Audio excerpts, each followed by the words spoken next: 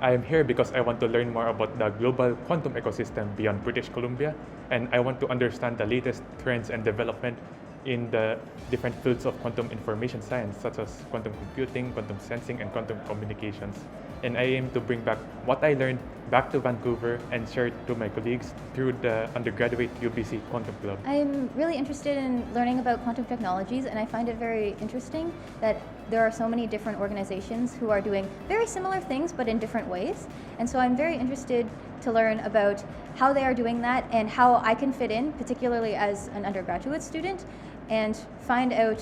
what they are really looking for in terms of people they are hiring and people who they are interested in. I've been to many conferences, but like Lily, this is my first large-scale conference, and I'm really excited by the prospect that academia and industry are working together for the common good, which is to develop quantum technologies and use that for the benefit of the world.